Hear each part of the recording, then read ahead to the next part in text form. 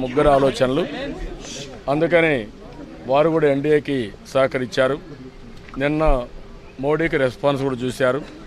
దేశంలో మోడీకి చాలా పాజిటివ్గా వస్తూ ఉంది. రాబోయే రోజుల్లో ప్రధానమంత్రి కావడానికి ఏమాత్రం కూడా డోకా లేదు. అదే సమయంలో ఇక్కడ రెండు రాష్ట్రాల్లో కూడా అటు సీమాంధ్రలో ఇటు తెలంగాణలో ఎన్డీఏ అభ్యర్థులు గెలవాలి. బీజేపీ తెలుగుదేశం పార్టీ రెండు గెలవాల్సిన అవసరం ఉంది. దీనివల్ల ఢిల్లీలో మోడీ ప్రధానమంత్రి అయ్యేందుకు అవకాశం ఉంటుంది. ఇక్కడ కూడా ఒక సుస్థిరమైన ప్రభుత్వాలు, రెండు ప్రభుత్వాలు కూడా తెలుగుదేశం బీజేపీ ప్రభుత్వాలు వస్తే దేశంలో మళ్ళా మనకు ఒక పరపతి పెరుగుతుంది. అంతేకాకుండా రాష్ట్రంలో ఈ రెండు ప్రభుత్వాల వల్ల కొత్త ప్రభుత్వాలు, రెండు రాష్ట్రాలు కొత్త రాష్ట్రాలు, రెండు ప్రభుత్వాలు కొత్త ప్రభుత్వాలు వస్తున్నాయి.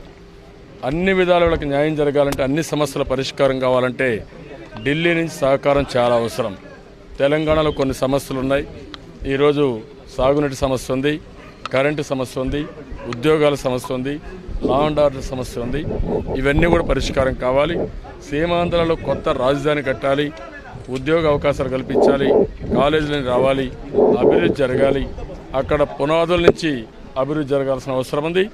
ఇక్కడికి వస్తే సామాజిక తెలంగాణ కూడా అందరికీ న్యాయం జరగాలి, బడుగు బలహీన వర్గాలకు కూడా న్యాయం జరగాలి. ఈ ఆలోచన విధానంలో మా ముగ్గురిది ఒకటే ఆలోచన విధానం. దానికోసమే మర్యాదపూర్వకంగా వారిని కలిశాను. వారి సహకారం కూడా కోరాను.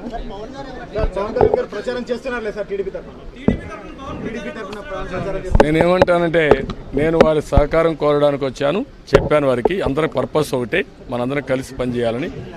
వారు నిర్ణయం తీసుకుంటారు. ఒకటి గుర్తుపెట్టుకోండి, దేశం మొత్తం మోడీ అవ్వ నడుస్తూ ఉంది. అదే మరికి ఎప్పుడైతే తెలుగుదేశం పార్టీ కలిసామో దేశం మొత్తం ఒక సుస్థిరమైన పాలన వస్తున్నది కూడా వచ్చింది. ఈరోజు Modi Telugu Desam party combination best combination.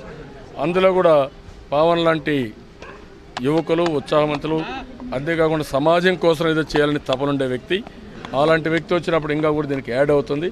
అందరం కలిసి, నేను అతనే చెప్పాడు, మోడీ గారు చెప్పారు, ఎప్పుడు కూడా మ్యాథమెటిక్స్లో 1+1+1 3 కాదు, అది 10 కావచ్చు, 20 కావచ్చు, 50 కావచ్చు. అదే జరగబోతుంది. అది అర్థమెటిక్స్.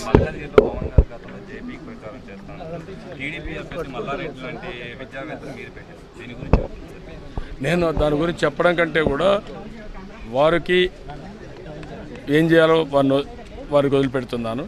కానీ నిన్న మోడీ గారు కూడా అనౌన్స్ చేశారు.